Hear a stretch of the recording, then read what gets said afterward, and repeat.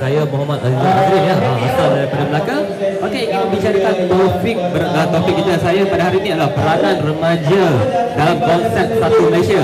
Okey, remaja adalah remaja, kita sudah tahu bahawa remaja adalah pewaris negara kita ya. Remaja adalah pembimbing kita semua ya. Okey, satu Malaysia bermakna kita semua tanpa mengenal kaum, bangsa Melayu, Cina, India bagi saya adalah tetap sama. Kita semua rakyat Malaysia. Kita adalah pewaris bangsa, kita adalah pembimbing bangsa, kita adalah pemaju bangsa kita ya. Tanpa kita apakah jadi pada negara kita nanti ya. Sebab kita tahu bahawa kita akan membimbing, mencorakkan bangsa kita. Tanpa konsep satu Malaysia, tanpa remaja, Malaysia akan jadi bagaimana cuba kita bayangkan tanpa remaja ni.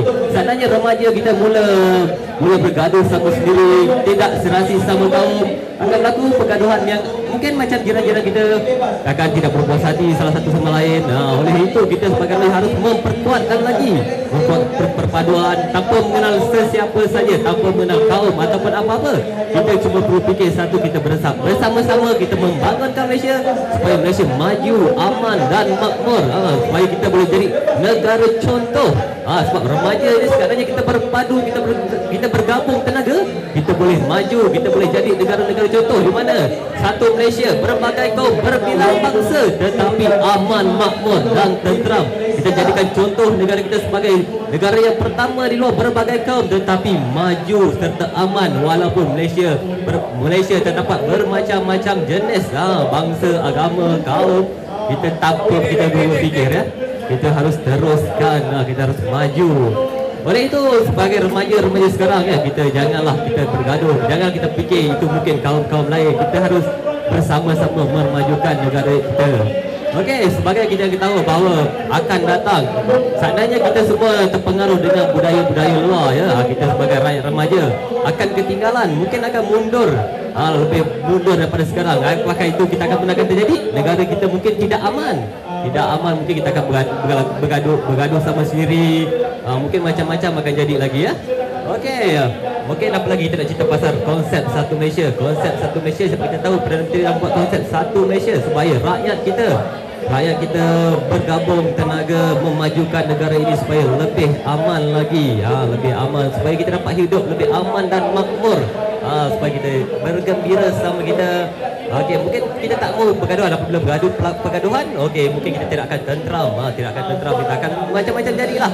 Oleh itu kita sebagai remaja ni, kita harus bersatu padu, kita akan membangunkan Malaysia ya, menjadi lebih pada sekarang lah apa yang ada lagi. Apa lagi kita nak cerita pasal remaja dalam konsep satu Malaysia ni. Okey, apa kita boleh cerita tentang konsep satu Malaysia lagi? Okey, konsep satu Malaysia yang kita tahu, okey, kita semua harus beramai-ramai, bersatu tenaga, membimbing. Okey, kita juga sebagai remaja harus menasihatkanlah kawan-kawan kita ataupun adik-adik kita ya, supaya jangan mudah terpengaruh. Jangan mudah terpengaruh dengan budaya-budaya barat. Jangan mudah-mudah orang kata ikutan yang tidak sesuai, sebab kita ada budi bahasa. Sebab remaja adalah pewaris bahasa budaya. Apa akan jadi kalau budaya kita tak ada? Apa yang kita tinggal? Hanyalah nama ya. Sebab setiap budaya, setiap bangsa ada budaya sendiri, setiap bahasa ada bahasa. Kita amat unik dengan budi bahasa. Okey, tanpa remaja kita harus kekalkanlah budi bahasa kita, sebab setiap kaum ada bahasa sendiri, ada budi bicara sendiri ya. Oleh itu kita harus kekalkanlah bahasa kita ya. Bangsa sebagai ramai-ramai kita satu Malaysia, kita harus berpegang teguh kepada agama dan ajaran masing-masing supaya kita hidup aman makmur ya. Sebab tiada agama dalam dunia ni yang mau kita bergaduh bagi saya. Oleh itu satu konsep satu Malaysia amat berpatutan ya, amat tepatlah buat masa sekarang di mana kita di satu Malaysia buat berjuta rakyat ya. Oleh itu dengan konsep satu Malaysia kita harus kekalkan dan pupuk lagi supaya kita semua lebih rapat lagi berbanding dengan sekarang ya. Kita tak mau jadi macam peristiwa 15 Mei ya, semua bangsa bergaduh.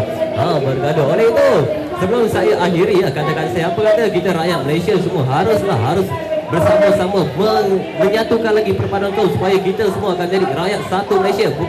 Bukan kira agama, bangsa dan budaya, kita semua satu Malaysia, semua satu rakyat ya. Oleh itu satu Malaysia amat tepat bagi tajuk saya pada hari ini ya. Semua rakyat Malaysia harus bersatu padu untuk memajukan lagi negara kita ya. Okey, sekian daripada saya Muhammad Azizul Azrin ya. Okey, terima kasih. Assalamualaikum kepada semua. Semoga sihat selalu ya.